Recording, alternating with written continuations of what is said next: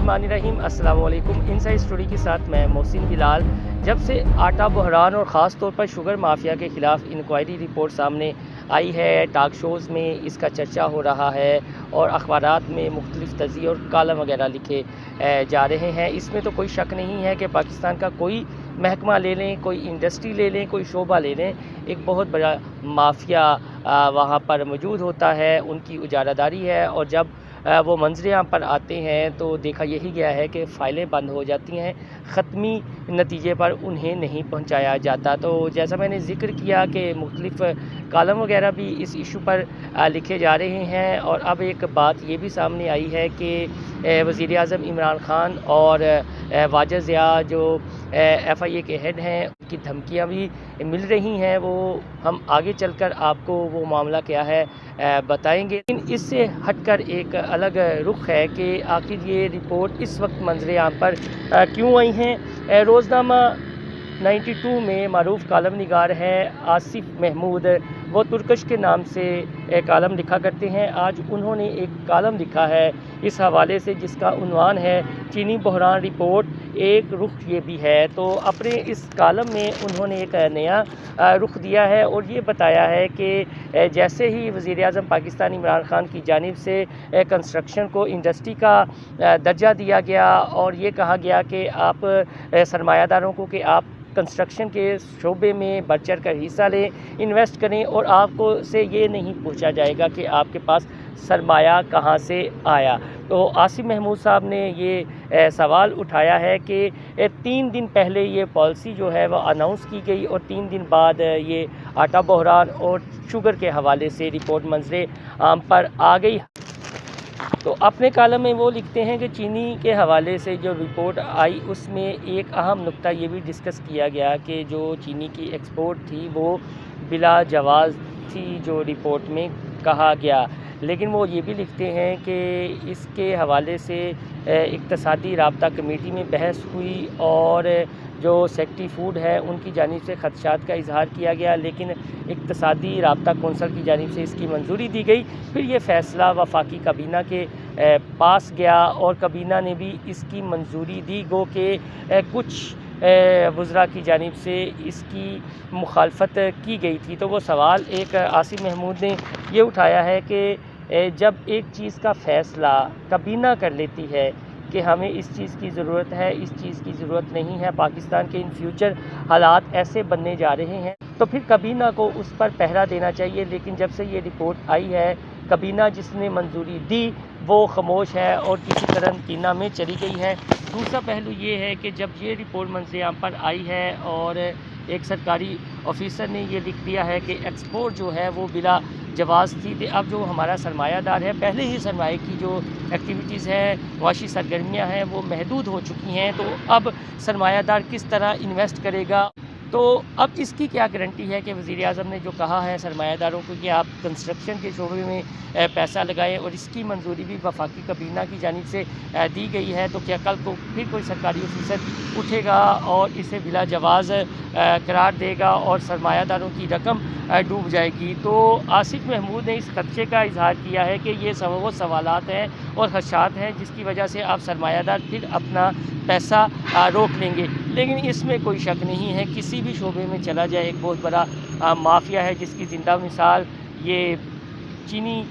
Mafia है। और दूसरी मैं अपनी मीडिया से भी देता हूँ, जो हमारा सेठ मीडिया प्लस एजुकेशन इंडस्ट्री में छाया हुआ सेठ है। पिछले दिनों जब उन्हें कहा गया कि आप यूनिवर्सिटीज़ में और अपने रिलेटेड कॉलेजेस में इंतज़ाम ठीक करें, तो एक माफिया मुतहरक हो गया और जो प्राइवेट जामियात के मालकान हैं उनकी एसोसिएशन सामने आ गई, जिसके चीफ़ कोऑर्डिनेटर थे मियाँ इमरान मसूद, जो चौधरी बरादरान के दौरे हुकूमत में पंजाब के सूबाई वज़ीर तालीम थे। तो अब सारे मामलात को वो ये लेकर चल रहे हैं, तो इससे यही लगता है कि एक बहुत बड़ा माफिया है। लेकिन दूसरी जानिब ये भी तो है कि जो आपके फ़ैसले हैं وہ غلط ہیں یا صحیح، اس پر پہرا دینا چاہیے اور جو ذمہ دار ہیں انہیں سامنے لانا چاہیے، اور جو معاشی سرگرمیاں رکی ہوئی ہیں وہ اب اس رپورٹ کے بعد جو عاصم محمود نے خدشہ ظاہر کیا ہے کہ مزید رک جائیں گی۔ اب آتے ہیں وزیر اعظم عمران خان کی جانب، تو دی نیوز کی ایک رپورٹ تھی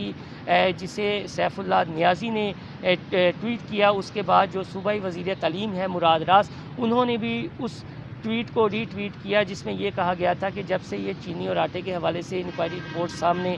آئی ہیں اور خاص طور پر چینی کے حوالے سے، تو وزیر اعظم عمران خان اور واجد ضیاء کی دھمکیاں مل رہی ہیں۔ یہ بالکل اسی طرح کی بات ہے جو وفاقی وزیر ریلویز شیخ رشید احمد کر چکے ہیں کہ شوگر مافیا انہیں دھمکیاں دیتا ہے، اور پچھلے دنوں جب وہ ریلوے ہیڈ کوارٹر میں آئے تو ہم نے یہ ان سے سوال بھی کیا تو وہ خاموش ہو گئے، جس سے یہی تاثر ملا کہ واقعی ایک بہت بڑا مافیا ہے، چاہے اسے شوگر مافیا کہیں یا کسی بھی شعبے میں بیٹھا ہوا مافیا ہے جو معاملات کو آگے نہیں چلنے دیتا، اور جب ان کے نام انصیام پر آ جاتے ہیں تو فائلیں بند ہونا شروع ہو جاتی ہیں۔ نیب کو آپ دیکھ لیں، نیب نے گرفتاریاں تو کیں لیکن جو بڑے بڑے مافیاز ہیں ان سے پیسہ نہیں نکلوائے جا سکے، بلکہ جو نیب کی حراست سے ہو کر ضمانت پر باہر آ جاتا ہے وہ پھر باتیں کرنا شروع ہو جاتا ہے، سیاسی نعرہ بازی شروع ہو جاتی ہے، بیان بازی شروع ہو جاتی ہے۔ لیکن یہ جس حالات سے اب ہمارا ملک گزر رہا ہے، اور خاص طور پر وبا کے بعد جو صورتحال پیدا ہوئی ہے وہ بڑی ڈینجرس ہے۔ معاشی سرگرمیاں تو آگے ہی محدود ہیں، لاک ڈاؤن نے ویسے ہی دیہاڑی دار اور خاص طور پر متوسط طبقے کو حیران و پریشان کر دیا ہے۔ اب وہ 2 وقت کی روٹی کا سوچ رہے ہیں، تو ایسے وقت میں یہ رپورٹ آنا اس کے کئی معنی ہو سکتے ہیں۔ جو وبا کے بعد صورتحال بننے جا رہی ہے وہ بھی کافی زیادہ تشویشناک ہے، اور جو ذرائع ہیں وہ یہ بتا رہے ہیں کہ جو ریاستی ادارے ہیں وہ بڑی سنجیدگی سے اس حوالے سے سوچ رہے ہیں، اور یہ چینی مافیا کا اچانک پھر منظر عام پر آ جانا اسی کی ایک کڑی ہے کہ وزیر اعظم عمران خان کی کمٹمنٹ بھی ہو سکتی ہے۔ پچھلے دنوں اوریا مقبول جان نے ایک کالم لکھا تھا کہ جب ایران سے زائرین آ رہے تھے تو جو مشیر صحت ہیں ڈاکٹر ظفر مرزا جو برطانیہ پلٹ ہیں اور ورلڈ ہیلتھ آرگنائزیشن میں بھی رہ چکے ہیں، انہیں وزیر اعظم عمران خان نے بلوچستان میں بھیجا، تفتان کے علاقے میں، کہ دیکھیں کہ وہاں سہولیات کا فقدان تو نہیں ہے۔ تو آ کر عمران خان کو انہوں نے مس گائیڈ کیا، انہوں نے پورے علاقے کا جو ہے وہ دورہ نہیں کیا۔ تو اس طرح کے جو مشیران ہیں عمران خان کو ان سے بھی بچنا چاہیے جو انہیں مس گائیڈ کرتے ہیں، اور پھر اس طرح کے بحران پیدا ہوتے ہیں۔ دوسری جانب ہمارے پاس بہت سا ڈیٹا ہے آٹا بحران کے حوالے سے، وہ اپنی اگلی ویڈیو میں آپ کو بتائیں گے، اور وبا کے بعد جو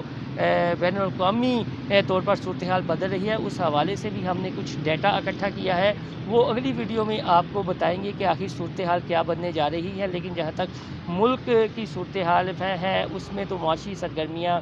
نہ ہونے کے برابر ہے، اور اس طرح کا مافیا چھایا ہوا ہے، اور اب عمران خان اور واجد ضیاء کو کی دھمکیاں مل رہی ہیں، اور یہ کوئی عام سی صورتحال نہیں ہے بلکہ ایک تشویشناک بات ہے جس کا تدارک ہونا چاہیے۔ لیکن اس سے ایک تو اچھی بات یہ ہوئی ہے کہ اب عوام کے سامنے ایک بار پھر یہ آیا ہو گیا ہے کہ کس طرح یہ مافیا آپس میں اکٹھا ہو جاتا ہے جب ان کا مفاد ہوتا ہے، جس کی زندہ مثال یہ شوگر ملز ایسوسی ایشن ہے، جس میں شریف فیملی بھی شامل ہے، زرداری فیملی بھی شامل ہے، چودھری برادران بھی شامل ہیں، اور خسرو بختیار اور جہانگیر ترین اور نہ جانے کون کون سی فیملیز شامل ہیں، اور 6 فیملیز کا کہا جا رہا ہے، اور بہت بڑا مافیا آپ دیکھتے ہیں کہ اس پر ایکشن ہو پاتا ہے یا نہیں۔ لیکن ایسے میں جو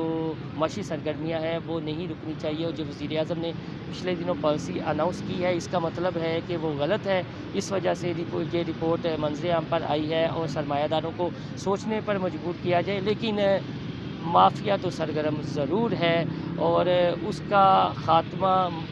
کیے بغیر یہ ملک آگے نہیں بڑھ سکتا، اور ریاستی اداروں کے حوالے سے ذرائع بتا رہے ہیں کہ وہ فیصلہ کر چکے ہیں کہ اسپیئر کسی کو نہیں کرنا، ویٹ اینڈ سی کی پالیسی ہو سکتی ہے، کچھ لے دے ہو سکتا ہے، لیکن اسپیئر کسی کو نہیں کرنا، اور نیشنل سیکیورٹی کو کسی صورت بھی خطرے میں نہیں ڈالا جا سکتا، اور اس طرح کے جو مافیاز ہیں ان کا خاتمہ بہت ضروری ہے۔ آپ کو میری یہ ویڈیو پسند آئے تو میرا چینل انسائیڈ اسٹوری لازمی سبسکرائب کیجیے گا، اگلی آنے والی ویڈیوز میں بہت زیادہ معلومات اس سے ہٹ کر ہوگی۔ اللہ حافظ۔